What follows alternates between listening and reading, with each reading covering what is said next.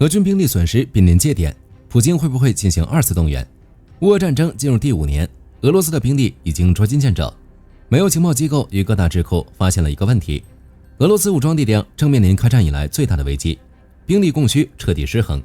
如果一直按照当前的节奏发展，2026年下半年俄军兵力就会彻底萎靡，别说进攻了，就连防御都无法做到。那么在这种情况下，普京会不会再次宣布动员？前线崩盘与后方动荡，普京又会怎么选？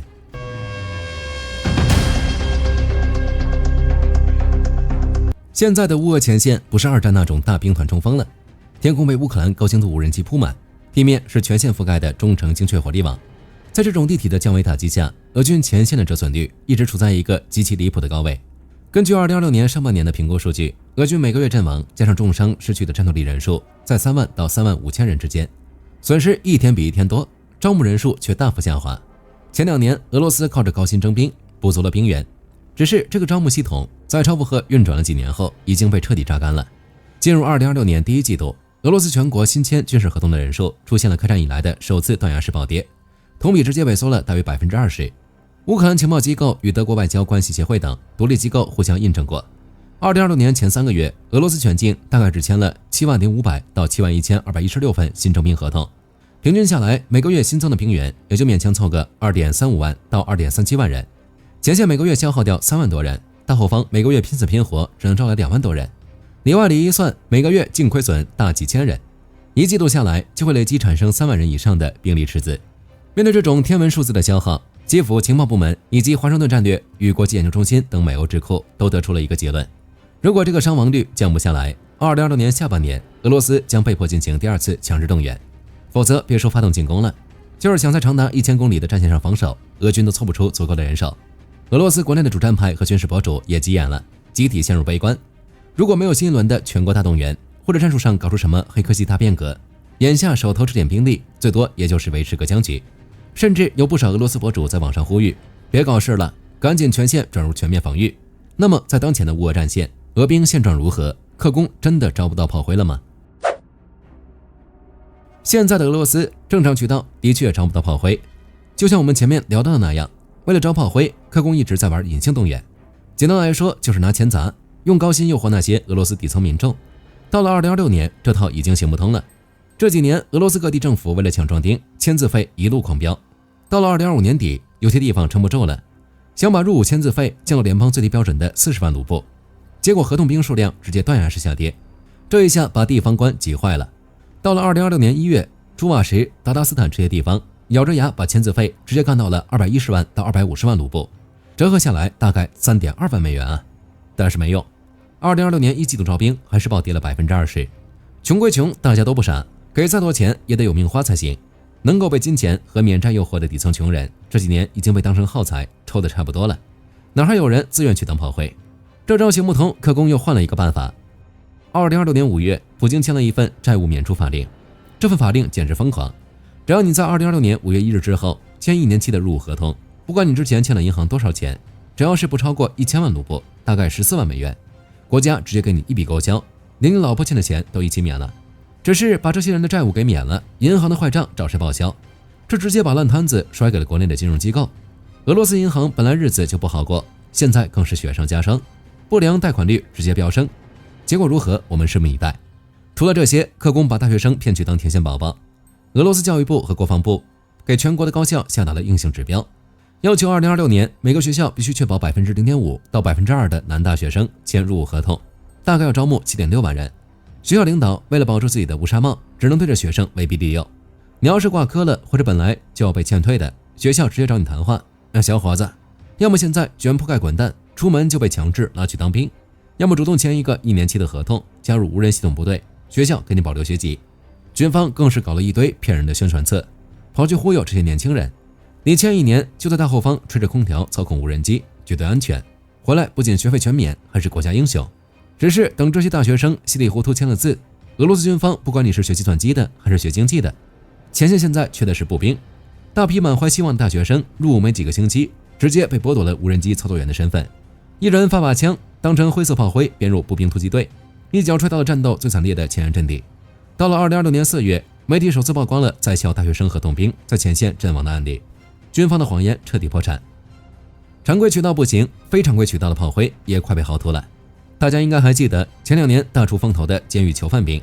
当时从监狱里拉人，的确给前线的高风险攻坚任务提供了大量的耗材，但如今这个计划也名存实亡了，监狱里没人了。官方数据显示，俄罗斯的在押犯人总数已经从2021年的 45.6 万人跌到了2026年5月的 28.2 万人，年轻力壮的早就打光了。国内没人，克里姆林宫就把目光投向了海外，试图引进外籍雇佣兵，比如去南亚和非洲招募劳工，甚至拉来了境外朋友的部队来填坑。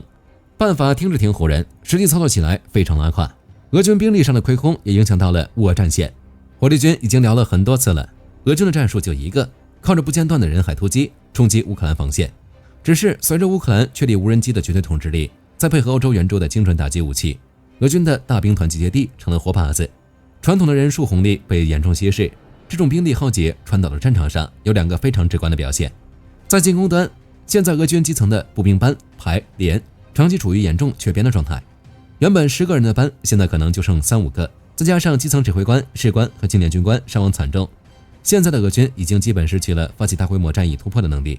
这就导致他们现在的推进不仅慢，而且代价高昂，甚至在某些地段不仅推不动，还在往后退。其次是防御端，由于兵力捉襟见肘，俄军根本凑不出足够的战略和战术预备队防御1000公里的战线。根据前线情报，因为没有足够的新兵来轮换，很多2线部队被迫长期泡在战壕里，基层士兵极度疲劳，天天防着头顶上的无人机，心理状态和战术纪律早就到了崩溃的边缘。为了防止乌克兰在局部撕开防线，俄军总参谋部只能拆东墙补西墙，把手头仅剩的精锐部队当成消防员，哪里有缺口就往哪里填。俄罗斯国内的军事博主看到这一幕，直接破防了。他们在网上警告，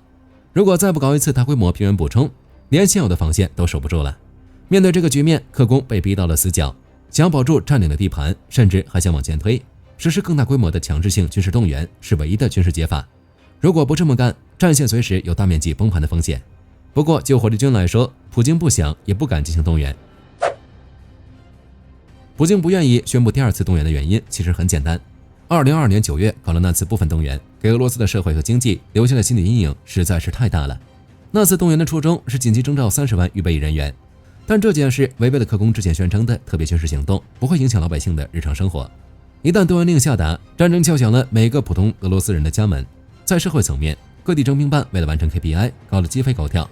人员筛选乱七八糟，什么身体有残疾的，压根没摸过枪的，甚至手里拿着关键产业免征证明的技术骨干，全被一股脑塞进了大巴车拉去了前线。这种无差别乱抓人的行为，直接引发了基层老百姓对国家机器的信任危机。俄罗斯上演了开战以来最大规模的大逃亡，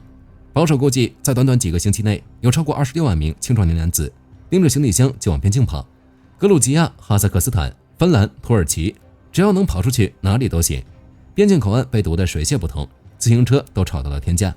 与此同时，全俄几十个城市爆发了街头抗议。光是动员的第1天，就有1233人在38个城市被强力部门逮捕。在达吉斯坦、雅库茨克这些少数民族聚集区，老百姓觉得凭什么我们这儿抽调的人比例这么高，直接跟安全部队爆发了肢体冲突，甚至流血事件。各地征兵办公室更是成了高危地带。动员初期就发生了50多起纵火案，针对征兵官员的袭击事件更是层出不穷。除了社会动荡，那次动员对俄罗斯的经济打击也不小，30万精壮劳动力直接被抽走，再加上几十万受过高等教育的 IT、金融、科研人才连夜跑路，俄罗斯直接迎来了现代史上最严重的人才流失。很多关键的民用产业，比如采矿、公共交通、市政服务，直接因为缺人陷入了半瘫痪。有的地方企业更惨，一夜之间80%的男员工被抓去当兵，厂长第2天去上班，发现连机器都开不起来，只能停产。这种为了前线竭泽而渔的搞法，直接给俄罗斯后来的用工荒埋下了大雷。顺带一提，其实普京宣布新一轮动员也不是2次动员，在法律层面上，俄罗斯的第1次动员压根就没有结束。虽然普京在2022年10月对着镜头说动员工作已经完成了，佩斯科夫也天天出来打圆场，说部分动员已经画上句号，不需要总统再签什么废除令。但当年普京签的那份第647号关于在俄罗斯联邦宣布部分动员的总统令，至今依然生效。在俄罗斯现行的法律框架里，压根就没有去动员化或者解员这个概念。2023年5月，俄罗斯最高法院还特意给出了个司法解释，说得很明白，动员期什么时候结束，得等总统发专门的命令。只要普京1天不签字废除第647号令，俄罗斯在法理上就永远处于部分动员的战时状态。这给了克里姆林宫和军方无限的权利，主要体现在2个极其流氓的特权上。第一，现役军人合同，无限期自动续杯。按照647号令的规定，只要你在动员期间服役，不管是合同兵、志愿兵还是被抓上钉的，只要合同一到期，系统自动给你无限期延长，不干了门都没有。除非你老到拿不动枪了，或者查出绝症快不行了，再或者被送上军事法庭剥夺自由。除此之外，别想合法退役，把所有大头兵变成了签了卖身契的炮灰，只能在前线硬耗。这也是为什么前线官兵心理崩溃，家属到处闹事的核心原因。第二，随时随地合法抓壮丁，因为647号令一直生效，军方和各级兵役部门现在想抓人，根本不需要走什么立法程序，也不用开会表决，国防部内部发个密令，拿着现成的法律授权，想给谁发传票就给谁发，而且具有绝对的法律强制力。所以从严格的法律逻辑上来说，俄罗斯根本不存在所谓的启动第二次动员，人家只需要在现有的框架下光明正大的进行新一轮行政征召就行了。不过有权利不代表普京敢这样做，新一轮动员的代价普京承受不起。就像上面说的那样，这几年俄罗斯一直在搞隐性动员，不仅把社会逼到了极限，更是把俄罗斯的宏观经济推向了失衡的深渊。几百万青壮年要么在前线当炮灰，要么跑到国外不回来，国内企业想招人，连个看大门的都招不到，没办法，只能拼命涨工资抢人。工资一涨，物价跟着飙升，直接陷入了恶性的工资通胀死亡螺旋。到了2026年中，俄罗斯超市里的食品价格比2024年初足足涨了18%。老百姓虽然看着工资卡上的数字变多了，但去菜市场一转，发现根本买不起东西，购买力大幅缩水。俄罗斯央行为了压制这种要命的通货膨胀，只能强行把基准利率按在14.5%的高位。这么高的借贷成本，民营企业还怎么做生意？整个国家经济变得畸形，军工部门吃得满嘴流油，民用部门都快被饿死了。还有战时财政的消耗，现在俄罗斯花钱的速度已经到了苏联解体以来的极限。2026年第一季度，俄罗斯的实际军费开支达到了创纪录的 5.9 万亿卢布，约合814亿美元，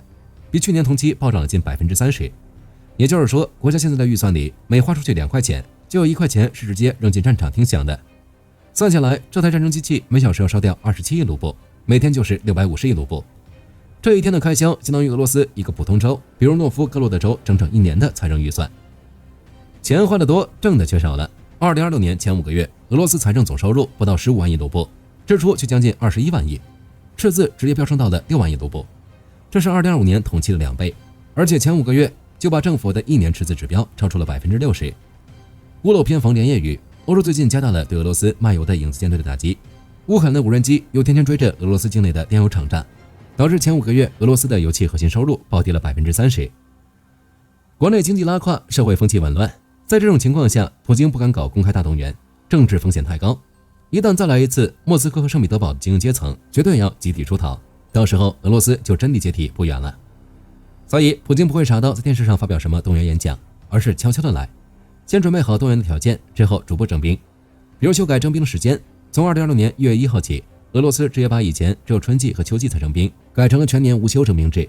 各地的兵役办365天全勤打卡，随时随地可以发传票，让你去核对资料或者体检。法律还改了，以前你找个借口拖一拖，熬过那3个月的征兵季，就算逃过一劫。现在不行了，只要征兵办盯上你，这个决定在未来1整年内都有效。想通过打官司、出国避风头来拖延，门都给你焊死。除此之外，2025年5月，俄罗斯上线了一个东西，全国统一的电子征兵登记册。以前发传票还得有人敲门让你签字，现在呢，传票直接发到系统里，不管你打没打开手机看过，只要过了7天，法律上就强制默认你已经收到了。收到之后，系统会瞬间触发自动惩罚机制，海关系统自动拉黑，你休想出国。如果你20天内不乖乖去兵役办报道，交通系统自动吊销你的驾照，房管局冻结你的放顺交易，银行停止一切贷款服务。这等于是在社会学层面上直接把你这个人给抹杀，逼得你不得不低头。并且为了防止2022年那种跑路潮重演，俄罗斯跟白俄罗斯在2026年4月完成了系统对接，搞了个统一出境控制数据库。以前有些俄罗斯人被限制出境了，就先坐车去明斯克，再从白俄罗斯坐飞机去土耳其或者格鲁吉亚。现在这条后路被彻底切断了，只要你在俄罗斯的系统里被标记了，你在明斯克机场一过安检，白俄罗斯的边检直接把你拿下，打包给俄罗斯安全部门送回去。中产阶级最喜欢的出逃路线就此断绝。不过最狠的还是偷偷征兵。从2026年初开始，俄罗斯兵役机关打着更新数字档案的幌子，把退伍老兵预备役人员叫过去，到了之后直接把你的军人证收走，在里面给你贴上一个红色的预备役动员令，这上面写的全是准战时指令，意思就是如果哪天国家宣布进入紧急状态，给你几个小时带上规定好的物资，自己滚到指定的集结点报道。如果下半年乌克兰依然保持着极高的杀伤效率，导致俄军防线真的快顶不住了，普京根本不需要开发布会，宣布什么2次动员，他只需要通过扩大征兵年龄，或者宣布某些边境地区进入戒严，然后利用这套系统就用在俄罗斯隐秘征兵。当然，普京是否动员，我们现在说了不算，就看下半年的乌俄战场会如何发展了。